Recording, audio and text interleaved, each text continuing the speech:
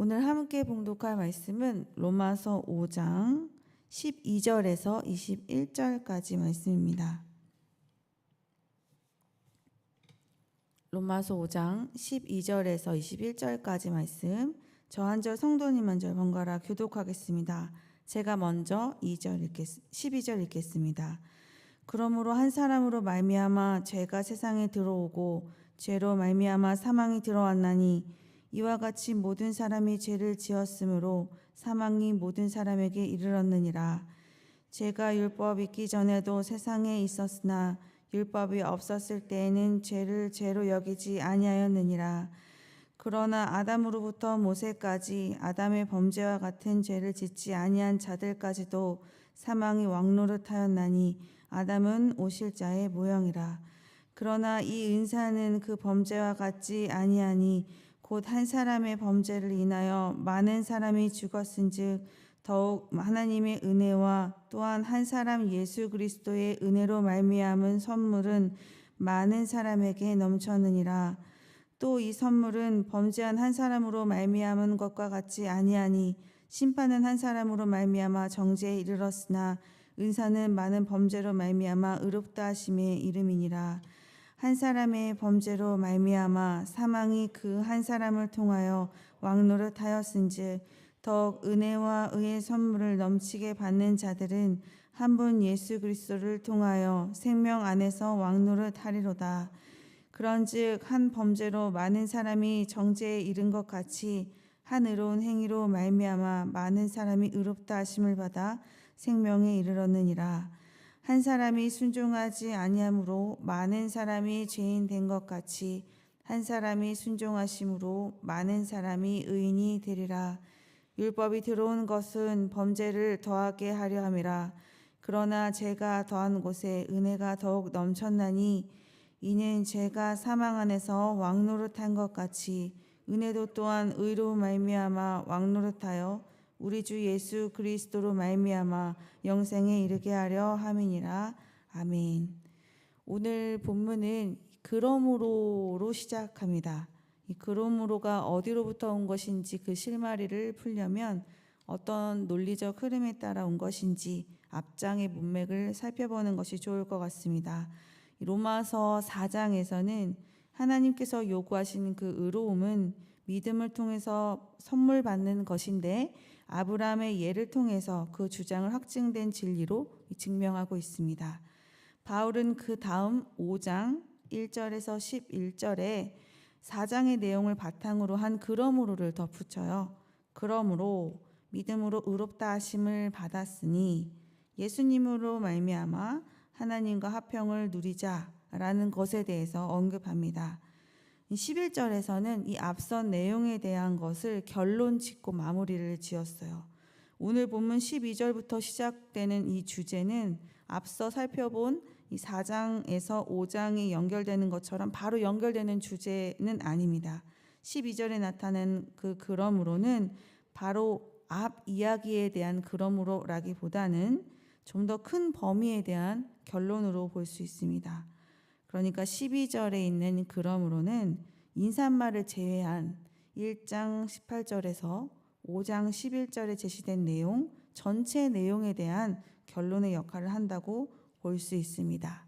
이제 본문의 내용을 좀 살펴볼 텐데요. 좀 읽어보시다 보시면 이 본문의 흐름이 좀 이어지지 않는 것 같은 인상을 좀 받게 됩니다.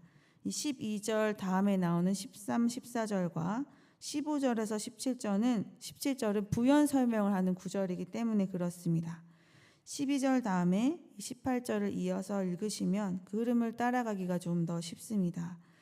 바울이 말하고자 하는 큰 이야기가 무엇인지 먼저 그 흐름을 파악하는 것이 더 좋을 것 같습니다. 그래서 12절, 18절에서 21절을 먼저 살펴보고 13, 14절과 15, 17절을 살펴보도록 하겠습니다. 이 본문은 아담과 그리스도를 모든 인류를 대표하는 인물로 제시하고 있습니다. 한 사람의 그러함으로 모든 사람이 그렇게 되었다라는 패턴으로 말하고 있어요. 아담에게 속하였는가, 그리스도에게 속하였는가의 그 여부가 그 사람의 그 운명을 결정하게 됩니다. 아담은 무엇을 대표하는 사람이었을까요? 12절입니다.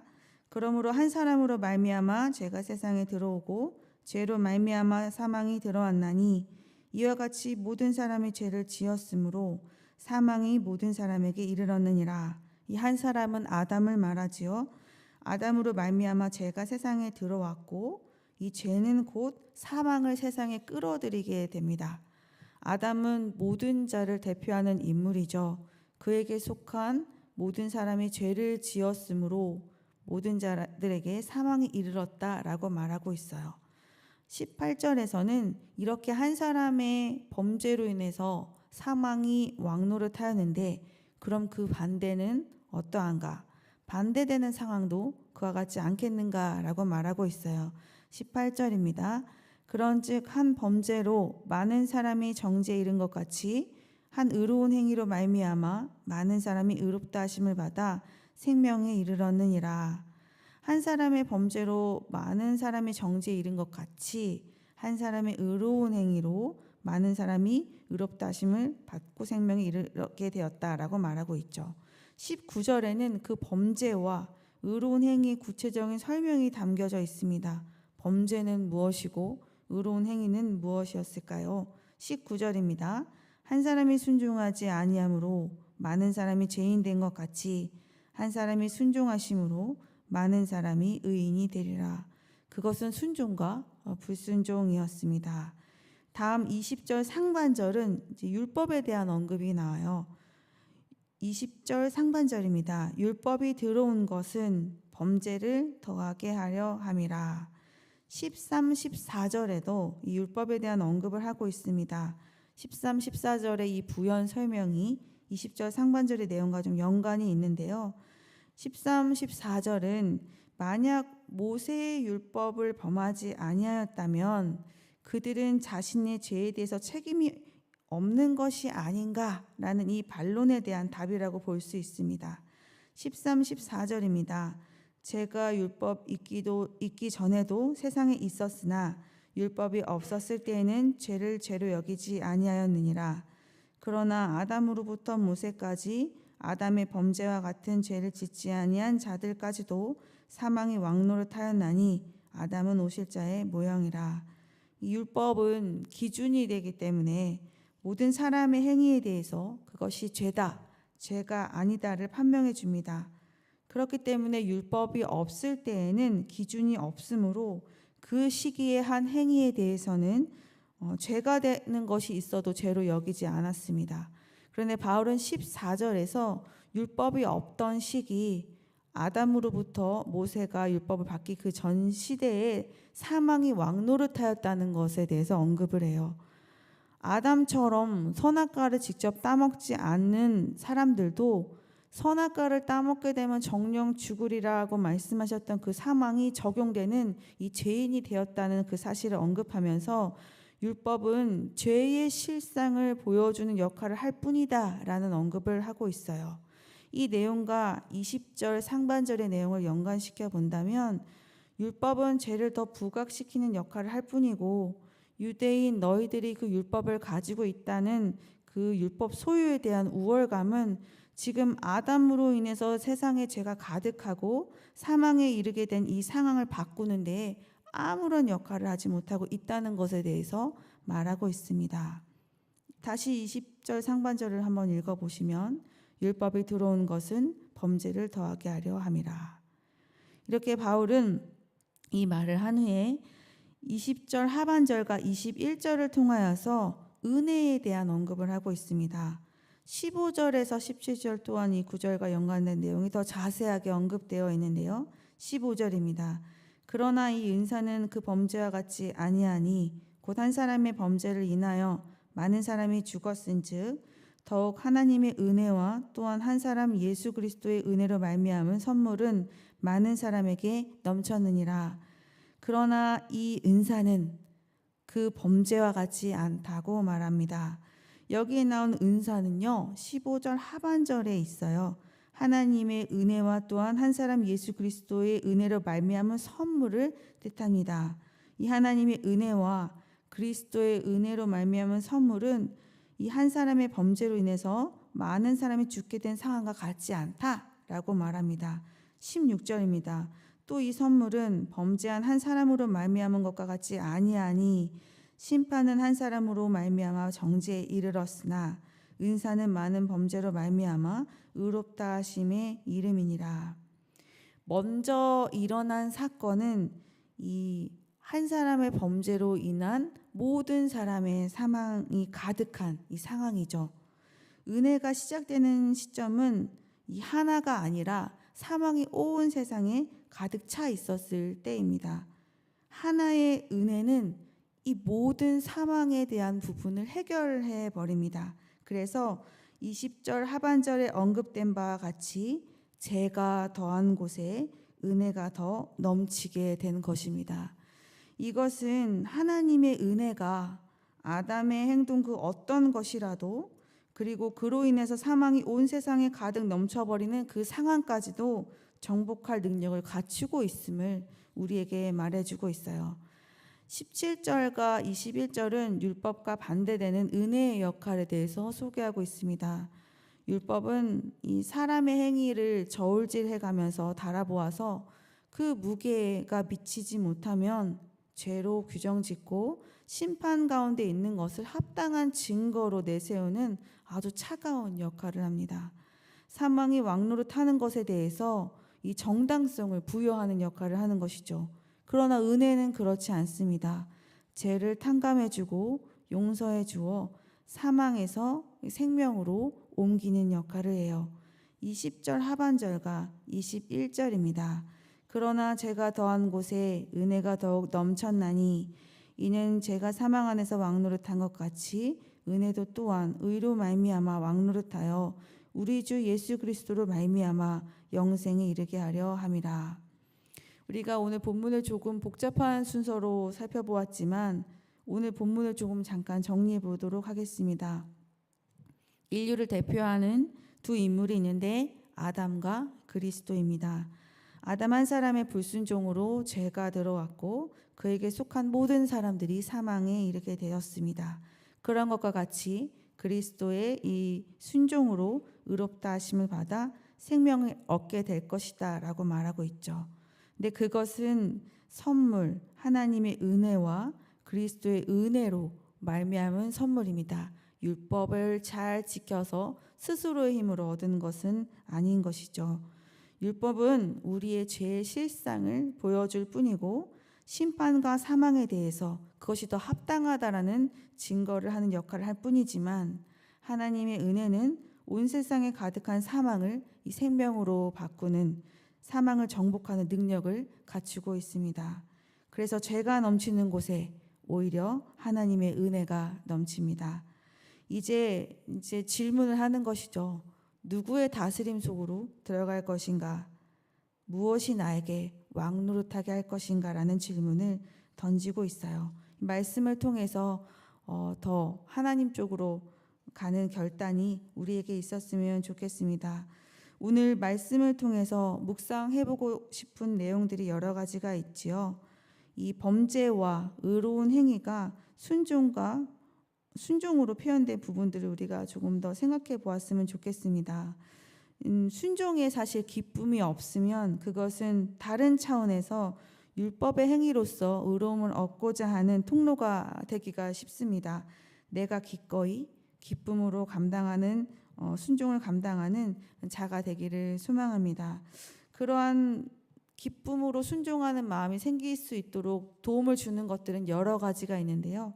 그 중에 하나가 오늘 우리가 묵상한 그 은혜이지 않을까 싶습니다. 하나님의 따스한 은혜를 깨닫고 감격할 때 우리가 기쁨으로 순종하게 됩니다. 그런 차원에서 또 우리가 은혜에 대해서 묵상해 보기를 원하는데요. 은혜에 대한 그 이해와 깨달음이 넘치면 넘칠수록 우리를 향한 하나님의 사랑하심이, 그리고 그리스도의 희생에 구속하심이 얼마나 크고 감사한 일인지 더 깊이 느낄 수 있습니다. 또 은혜는 나의 모든 처한 위치와 상황을 보여주는 거울과도 같습니다. 우리가 아직 죄인 되었을 때, 아름답지 못했을 때, 참 못나게 살아가고 있었을 때 예수님께서 우리를 위해서 죽으심으로 하나님께서 우리에 대한 자기의 사랑을 확증하신 것을 우리가 깊이 깨달을 수 있죠. 오늘 본문에서 은혜가 이 세상의 모든 사망을 거뜬히 넘겨버리는 능력을 갖추고 있음을 우리에게 말해주고 있습니다. 이 사망은요, 육신의 사망뿐만 아니라 하나님과의 그 단절된 상태, 영혼의 사망의 모든 상태를 말하기도 합니다. 하나님과 단절된 상태는 어떻습니까? 굉장히 우리의 영혼을 괴롭게 만들고 굉장히 불안하게 만듭니다. 그리고 무엇을 하든지 간에 허무하게 만들죠. 그래서 고통스러운 마음으로 살아가게 만들어요. 혹여나 그 실체를 알지 못하는 사람들은 이 허무함과 허기를 채우기 위해서 세상의 다양한 것들로 계속 그 마음을 채우려고 합니다. 그러나 세상에 있는 것들은 하나님 대신하여 우리의 마음의 허기를 채울 수가 없죠. 하나님의 은혜는 이러한 고통으로부터 단번에 우리를 생명으로 옮겨주는 능력이 있습니다. 죄가 더한 곳에 은혜가 넘친다는 그 말씀이 우리에게 얼마나 위로가 되고 감사한 것인지, 힘이 되는 것인지 깨닫는 은혜가 있기를 원합니다. 마지막으로 이 은혜와 비교가 되었던 율법을 좀 생각해 보았으면 좋겠습니다. 사실 이 율법은 의로운 기준을 제시하기도 하고, 우리가 그리스도의 은혜로 그리스도가 하나가 되면 율법의 완성을 이루시기 위해서 이 땅에 오신 예수님을 따라 우리도 율법의 완성을 향하여서 나아가야 하긴 합니다.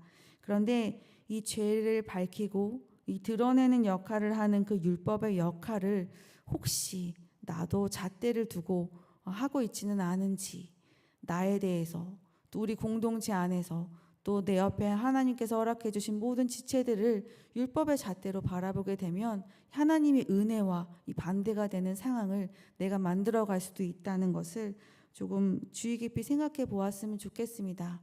잘 점검하여서 그러한 일들이 일어나지 않도록 하는 우리가 되기를 원합니다. 오늘 하루 그리스도로 말미암아 영생에 이르는 삶이 무엇인지 깊이 맛보는 하루가 되시기를 진심으로 소망합니다. 함께 기도하시겠습니다. 사랑이 많으신 하나님, 은혜 주심을 감사합니다. 주의 은혜 가운데 우리를 구원하시고 생명의 맛을 보여주시는 주의 자녀의 자격으로 허락하여 주심을 감사합니다. 주의 은혜가 값없이 주시는 그 사랑이 모든 사망의 권세 가운데 우리를 건지시고 만족감 가운데 살아가게 하시는 것을 우리가 믿습니다. 더 깊은 하나님의 은혜를 묵상하게 하시고 그 은혜에 감사하는 마음으로 살아가는 우리가 되게 하여 주시옵소서. 오늘 하루 주의 생명의 다스리심을 맛보는 하루가 되기를 간절히 소망합니다. 감사드리며 예수님의 이름으로 기도드렸습니다. 아멘. 두 가지 기도 제목으로 기도하신 후에 개인 기도로 나아가겠습니다. 주의 은혜를 묵상하며 은혜를 깊이 깨닫는 하루가 되게 하소서. 그리고 두 번째는 내일 한마음 축제를 위해서 기도하기를 원하는데요. 모든 성도님들 하나님 안에서 기쁨의 교제가 있게 하시고 진행과 이동하는 모든 가정 가운데 안전함으로 지켜주시옵소서. 함께 기도하시겠습니다.